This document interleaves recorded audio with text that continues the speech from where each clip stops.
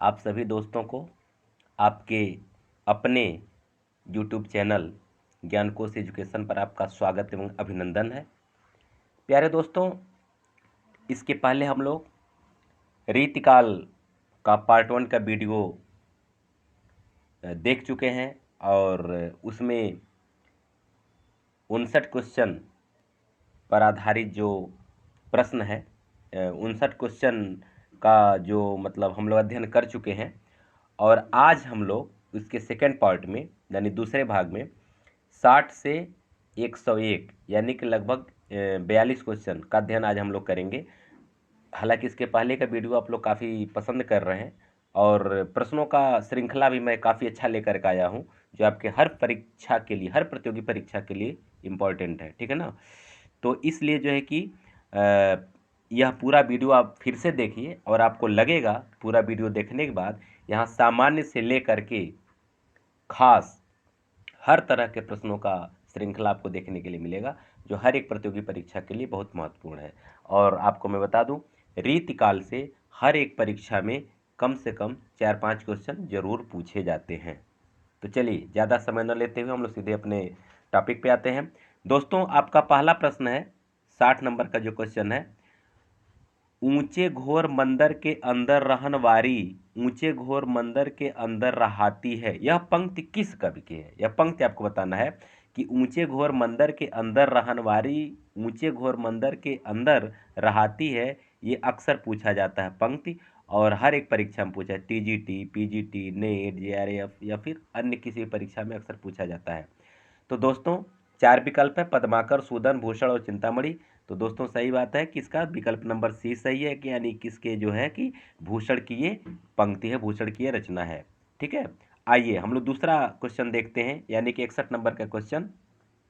61 number question कह रहा है कि भूषण का कौन सा ग्रंथ इसमें से रीति ग्रंथ नहीं है। ये बहुत इंपॉर्टेंट प्रश्न है, ये भी रीति ग्रंथ पूछ रहा है कि ये जो 3 आपके जो विकल्प में है, शिवराज भूषण, शिवा बावनी, छत्रसाल दशक, ये सब भूषण का ही ग्रंथ है, लेकिन इसमें आपको ये बताना है कि कौन ग्रंथ जो है कि रीति ग्रंथ है। तो दोस्तों सही उत्तर है ए, यानी कि शिवराज भूषण आपका ये रीति ग्रंथ है, ठीक है।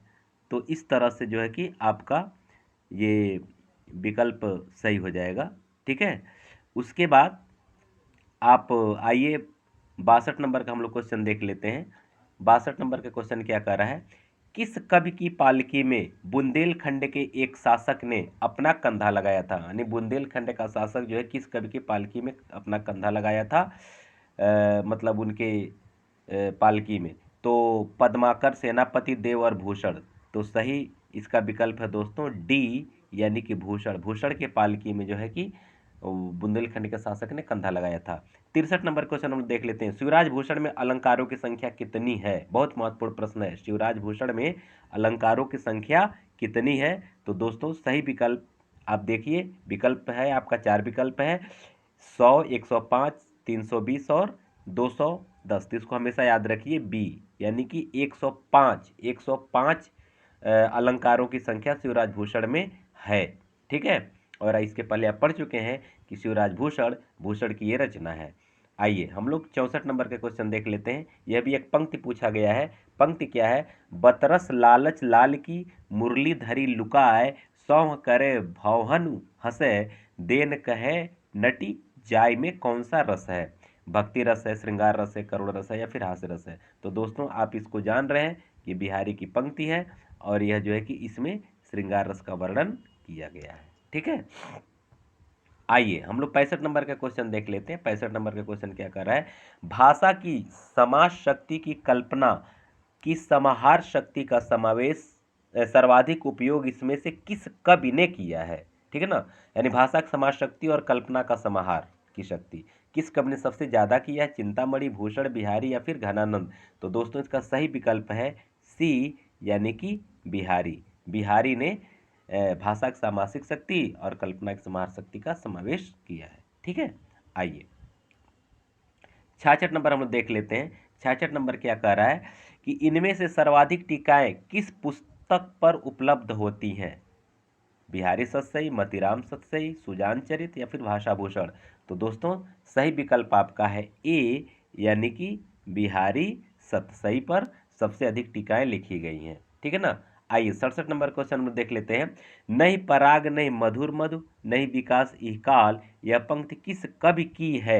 बिहारी की है, घनानंद की है, पद्माकर की है या फिर सेनापति की है? तो दोस्तों बहुत इंपॉर्टेंट ये पंक्ति है कि यह घटना उस समय की है जब जयपुर के नरेश अपने नवविवाहिता पत्नी के प्रेम पास में बंद करके काफ़ी लंबे समय तक राज दरबार में नहीं आए, तो बिहारी ने यही पंक्ति लिख करके उनके पास भेजा अंतःपुर में, और इस पंक्ति का आशय पढ़ करके वो अगले दिन राज दरबार में आ गए और बिहारी को कोटि कोटि धन्यवाद देने लगे कि आपने हमें आगाह किया है। ठीक है ना। और बिहारी को बहुत अधिक सम्मान देने लगे। तो यह पंक्ति बिहारी की है। ठीक है। आइए अगला देखते हैं 68 नंबर का क्वेश्चन। 68 नंबर का क्वेश्चन क्या कह रहा है? वो ये कह रहा है कि जहांगीर जस चंद्रिका के रचयिता, ठीक है ना, जहांगीर जस चंद्रिका के रचयिता का कवि का क्या नाम है? ठीक है ना। तो भूषण है, घनानंद है, केशव है या फिर आलम है? तो दोस्तों जहांगीर जस चंद्रिका के जो रचयिता हैं वह है केशव, यानी कि विकल्प नंबर सी। ठीक है ना। आइए हम लोग इसको और बड़ा कर लेते हैं ताकि पढ़ने में आसानी रहेगा। ठीक है। 69 नंबर का क्वेश्चन हम लोग देखते हैं कि लक्षण ग्रंथकारों की परंपरा में अंतिम प्रसिद्ध कवि इसमें से कौन है? ठीक है ना। 69 नंबर का जो क्वेश्चन है, लक्षण ग्रंथकारों की परंपरा में अंतिम प्रसिद्ध कवि देव है, पद्माकर है, बेनी प्रवीण है या फिर रसलीन है? तो दोस्तों ये बी है, यानी कि पद्माकर। पद्माकर जो है लक्षण ग्रंथकारों की परंपरा में अंतिम कवि हैं। ठीक। अच्छा, आइए 70 नंबर का क्वेश्चन हम देख लेते हैं। 70 नंबर क्या कह रहा है? इश्क लता के रचयिता का नाम, बहुत इंपॉर्टेंट है दोस्तों, आप इसको आईएमपी लगा सकते हैं, इंपॉर्टेंट। इश्क लता के रचनाकार का नाम आपको बताना है। बोधा, आलम, ठाकुर और घनानंद। तो दोस्तों इसका सही विकल्प है ए, यानी कि बोधा। बोधा इश्क लता के रचनाकार हैं। ठीक है। आगे और बहुत ही इंपॉर्टेंट लाइन अक्सर पूछा जाता है, इसको इसको भी इंपॉर्टेंट आप लगा सकते हैं।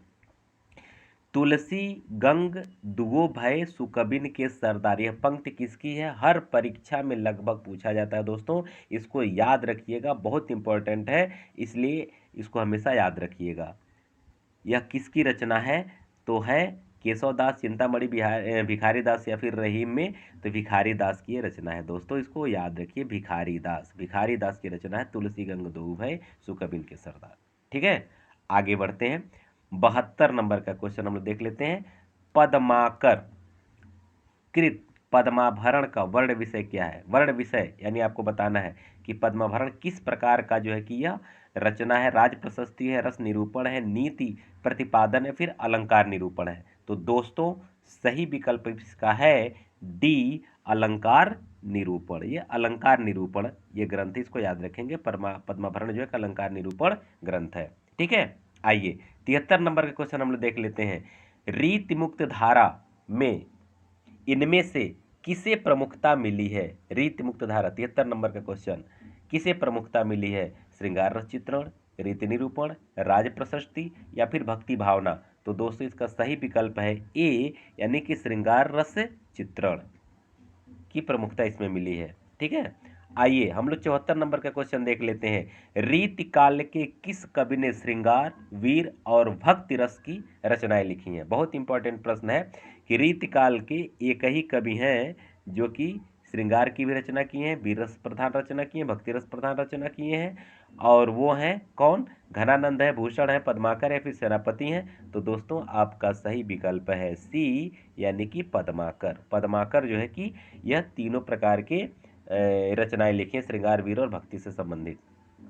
आइए हम लोग 75 नंबर का क्वेश्चन देख लेते हैं। 75 नंबर का क्वेश्चन क्या कह रहा है? 75 नंबर क्वेश्चन कह रहा है कि भाषा भूषण के रचयिता का क्या नाम है? भाषा भूषण के रचयिता का नाम भूषण है, देव है, कुलपति मिश्र है या फिर जसवंत सिंह है? तो दोस्तों कंफ्यूजन ये होता है कभी कभी, इसमें भूषण शब्द दिया है तो अक्सर भूषण आदमी विकल्प में लगा देता है, लेकिन नहीं, भूषण इसके रचनाकार नहीं है। इसके रचनाकार हैं जसवंत सिंह, राजा जसवंत सिंह, राजा रहे राजा जसवंत सिंह इसके जो है कि भाषा भूषण के रचनाकार हैं। आइए 76 नंबर का क्वेश्चन हम लोग देख लेते हैं। 76 नंबर का क्वेश्चन क्या कर रहा है, इनमें से कौन सा कवि रीति मुक्त धारा का नहीं, मतलब 3 कवियों की रीति मुक्त धारा के हैं और एक कवि रीति मुक्त धारा के नहीं है, इसका उत्तर आपको बताना है। रसलीन है, बोधा है, आलम है या फिर ठाकुर है। तो दोस्तों सही विकल्प है इसका ए, रसलीन। रसलीन जो है रीति मुक्त धारा के कवि नहीं है, बाकी बोधा, आलम और ठाकुर ये जो है कि रीति मुक्त धारा के कवि हैं। इसको याद रखिएगा। कभी पूछता है कि निम्न में रीति मुक्त धारा के कवि कौन है, तो तीनों में किसी का नाम अगर आएगा तो आप इसको कर सकते हैं बोधा, आलम और ठाकुर में से। जबकि रसलीन जो है कि रीतिबद्ध धारा के कवि हैं, इसको ध्यान रखेंगे। 77 नंबर हम लोग देख लेते हैं दोस्तों। 77 नंबर का क्वेश्चन क्या कहता है, 77 नंबर का क्वेश्चन कहता है कि इनमें से कौन रीति काव्य का भेद नहीं है। इनमें से कौन रीति काव्य का भेद नहीं है, रीतिबद्ध, रीति मुक्त, रीति सिद्ध या फिर रीतिभुक्त। तो रीतिभुक्त कोई ऐसा कोई भेद नहीं है दोस्तों, इसलिए सही विकल्प आपका हो जाएगा रीतिभुक्त यानी कि बी। 78 नंबर क्वेश्चन हम लोग देख लेते हैं। रीति काल में रचित अधिकांश काव्य इसमें से किस प्रकार का है। रीति काल में रचित अधिकांश काव्य किस प्रकार का, मुक्तक है, प्रबंध है, कथा काव्य है, फिर चंपू काव्य है, ये आपको बताना है। तो दोस्तों सही बात यह है कि रीति काल में फुटकर रचनाएं ज़्यादा हुई हैं, अर्थात मुक्तक रचनाएं ज़्यादा हुई हैं, इसलिए जो है कि रीति काल में जो है कि ये इसका सही विकल्प आपका हो जाएगा मुक्तक। मुक्तक रचनाएं ज़्यादा हुई हैं, ठीक है ना। आइए 79 नंबर का क्वेश्चन हम लोग देख लेते हैं। बिहारी सतसई पर किसका प्रभाव नहीं है। बहुत इंपॉर्टेंट प्रश्न, अक्सर पूछा जाता है कि 3 ग्रंथ ऐसे हैं, 3 ग्रंथों पर बिहारी सतसई का प्रभाव है लेकिन एक ग्रंथ पर नहीं, वो आपको बताना है। गीत गोविंद है, अमृत शतक है, गाथा सप्तशती है या फिर आर्या सप्तशती है।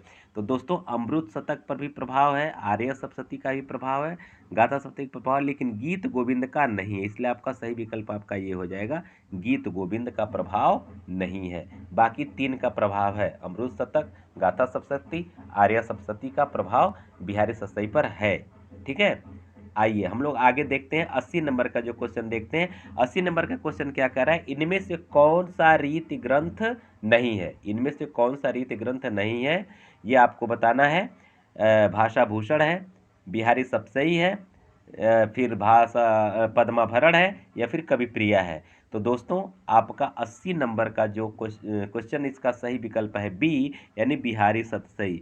बिहारी सतसई जो है रीति ग्रंथ नहीं है। आइए 81 नंबर का क्वेश्चन हम लोग देखते हैं। 81 नंबर का क्वेश्चन क्या कह रहा है कि रीतबद्ध कवियों की तुलना में घनानंद का श्रृंगार वर्णन अधिक आकर्षक है क्योंकि वह, आगे जो वाक्य है आपको पूर्ति करना है कि वह आगे कौन सा वाक्य सही, सुजान प्रेरित है या फिर मांसल है या फिर अलौकिक है या फिर स्वानुभूत एवं स्वच्छंद है। तो दोस्तों इसका सही विकल्प है डी, स्वानुभूत एवं स्वच्छंद है, क्योंकि इनकी अनुभूति पर आधारित जो है ये घनानंद का जो कविता है इनकी स्वयं की अनुभूति पर आधारित और स्वच्छंद है, ठीक है। आइए 82 नंबर क्वेश्चन हम देखते हैं। इनमें से कौन सा रीतिबद्ध कवि नहीं है। इनमें से कौन सा रीतिबद्ध कवि नहीं है, इसका उत्तर आपको बताना है दोस्तों। तो मतिराम है, द्विजदेव है, पद्माकर है, फिर ग्वाल कवि है। तो रीतिबद्ध कवि कौन नहीं है, तो दोस्तों सही विकल्प है ये सी, पद्माकर। पद्माकर जो है कि रीतिबद्ध कवि नहीं, बाकी 3 लोग रीतिबद्ध कवि हैं। मतिराम है, द्विजदेव है या फिर ग्वाल कवि है, ये रीतिबद्ध कवि हैं। आइए अगला क्वेश्चन हम देखते हैं 83 नंबर का क्वेश्चन। रीति काल की परंपरा में अंतिम श्रृंगारी कवि शुक्ल जी किसे मानते हैं। रीति काल की परंपरा में अंतिम श्रृंगारी कवि, बहुत इंपॉर्टेंट प्रश्न, शुक्ल जी किसे मानते हैं। पद्माकर को मानते हैं, सेनापति को मानते हैं, द्विजदेव को मानते हैं, फिर ग्वाल को मानते हैं। तो दोस्तों सही विकल्प इसका सी, यानी कि द्विजदेव को मानते हैं, ठीक है। आइए हम लोग 84 नंबर का क्वेश्चन देख लेते हैं। जगत विनोद के रचयिता कौन है। जगत विनोद के रचयिता कौन है, देव, मतिराम, भूषण या फिर पद्माकर। तो दोस्तों सही विकल्प है आपका डी, यानी कि पद्माकर इसके रचयिता है, ठीक है ना। आगे हम लोग देखते हैं ये सूचियों को क्या नाम है एक साथ मिलान करना, सुमेलित करना है। तो इसको देख लिया जाए कि केशव जन्मकाल से संबंधित है, ठीक है ना। ये किसका जन्मकाल किस तरह से है, तो केशव का जन्मकाल क्या है, फिर बिहारी का क्या है, मतिराम का क्या है, भूषण क्या है। तो आइए हम लोग देखते हैं। तो केशव का जो जन्मकाल है वो आपका 1560 है। बिहारी का जो है यह 1585 है। ठीक। मतीराम का जो है ये आपका ये 1604 है और भूषण का 1613 है। यानी इसके आधार पर हम लोग क्या देखते हैं कि यानी कि 1 का बी, 2 का सी, 3 का डी और 4 का ए। तो हम लोग विकल्प देखते हैं, यानी 1 का बी, 2 का सी, 3 का डी और 4 का ए, यानी कि विकल्प नंबर ए सही है। ये विकल्प नंबर ए सही है। ठीक है। आइए आगे हम लोग देखते हैं 86 नंबर का क्वेश्चन। 86 नंबर क्वेश्चन क्या कह रहा है, इनमें से मतीराम की रचना कौन सी है। 86 नंबर क्वेश्चन, इनमें से मतीराम की रचना कौन सी नहीं है, सॉरी कौन सी नहीं है ये पूछ रहा है। तो ललित ललाम, छंदमाला, रसराज और अलंकार पंचाशिका में कौन सी रचना इनकी नहीं है। तो दोस्तों 3 रचना इनकी है, बहुत इंपॉर्टेंट है ये। अक्सर पूछा जाता है कि ललित ललाम किसकी रचना है, तो मतीराम की है। रसराज किसकी रचना है, मतीराम की है। अलंकार पंचाशिका किसकी रचना है, तो ये मतीराम की है। लेकिन छंदमाला इनका नहीं, इसलिए छंदमाला इसका उत्तर हो जाएगा। ठीक है। आइए 87 नंबर का क्वेश्चन हम लोग देख लेते हैं। चंद्र बदन मृग लोचनी बाबा कही कही जाए, यह पंक्ति किस कवि से संबंधित है, ये आपको ये बताना है। तो देव से संबंधित है, बिहारी से, केशव से, फिर मतीराम से। तो दोस्तों आपका विकल्प नंबर सी हो जाएगा, केशव से संबंधित ये पंक्ति है। ठीक है ना। आइए हम लोग आगे देखते हैं। ये आपका 88 नंबर क्वेश्चन, निम्न सूचियों को सुमेलित करते हुए सही विकल्प का चयन करना है। तो आइए हम लोग देख लेते हैं, इसका फिर बाद में इसका उत्तर भी आपको मिल जाएगा। ठीक है ना। पहले ये देख लेते हैं किसके दरबार में कौन आश्रयदाता किसके रहे हैं। ठीक है ना। तो आइए बिहारी जो है कि आश्रयदाता जय सिंह रहे हैं। देव के आश्रयदाता भवानी सिंह रहे हैं। भूषण के आश्रयदाता शिवाजी रहे हैं। और पद्माकर के आश्रयदाता यानी प्रताप शाही रहे। यानी कि 1 का डी, 2 का सी, 3 का बी और 4 का ए। अब ये देख लिया जाए कौन सा विकल्प है। तो यानी कि 1 का डी, 2 का, देखिए 1 का डी, 2 का सी, 3 का बी और 4 का ए, यानी कि बी नंबर बी विकल्प आपका सही हो जाएगा। ठीक है। आइए 89 नंबर का क्वेश्चन हम लोग देख लेते हैं। 89 नंबर का क्वेश्चन क्या कह रहा है। ठीक है ना। 89 नंबर का क्वेश्चन क्या कह रहा है, इनमें से कौन सी रचना पद्माकर की नहीं है, ये आपको ये बताना है। 3 रचना पद्माकर की, लेकिन एक रचना पद्माकर की नहीं है। तो दोस्तों अभी इसके पहले हम लोग पढ़े ललित ललाम। ललित ललाम जो है कि इनकी रचना नहीं है। बाकी पद्माभरण, जगत विनोद और गंगा लहरी इनकी रचना है, जबकि ललित ललाम जो है कि पद्माकर की रचना नहीं है, मतीराम की रचना है। ठीक है ना। आइए 90 नंबर हम लोग देख लेते हैं। देव ने किस नए संचारी भाव की उद्भावना की है। अक्सर ये प्रश्न पूछा जाता है, अक्सर पूछा जाता है यह प्रश्न परीक्षाओं में, इसको ध्यान रखेंगे कि देव ने किस नए संचारी भाव की उद्भावना की है। हर्ष, अभिता, ग्लान या फिर छल। तो दोस्तों सही विकल्प है छल। छल नामक एक नए संचारी भाव की उद्भावना की है। ठीक है। 91 नंबर हम लोग देख लेते हैं।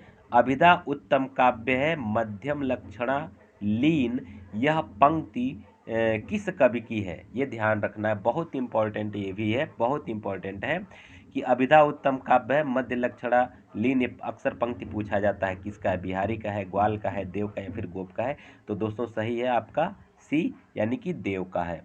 92 नंबर का क्वेश्चन हम लोग देख लेते हैं। हरिण के नयनानु ते हरिण के ये नयन में कौन सा अलंकार है, ये इसमें कौन सा अलंकार है आपको ये बताना है कि इसमें से यमक श्लेष है या यमक प्रतीप है, यमक व्यतिरेक है या फिर कोई नहीं है। तो दोस्तों इसमें जो है कि यमक प्रतीप है, यानी कि बी नंबर, बी विकल्प आपका सही हो जाएगा। ठीक। आइए 93 नंबर का हम लोग देख लेते हैं। इनमें से कौन बिहारी सतसई का टीका नहीं है। मतलब 3 रचना है जो बिहारी सतसई का टीका है, लेकिन एक रचना ऐसा है जो बिहारी सतसई का टीका नहीं है। तो लाल चंद्रिका, बिहारी रत्नाकर, हरिप्रकाश टीका और सुबोधार्थ बोधिनी। तो दोस्तों सही विकल्प आपका है डी, यानी कि सुबोधार्थ बोधिनी जो है कि यह बिहारी सतसई का टीका नहीं, बाकी तीनों सतसई का टीका है। आइए 94 नंबर हम देखते हैं। कुंदन को रंग फीको लगे, झलके अति अंगन चारु गोराई। यह पंक्ति किस कवि की? अक्सर अक्सर पूछा जाता है, बहुत इंपॉर्टेंट है ये।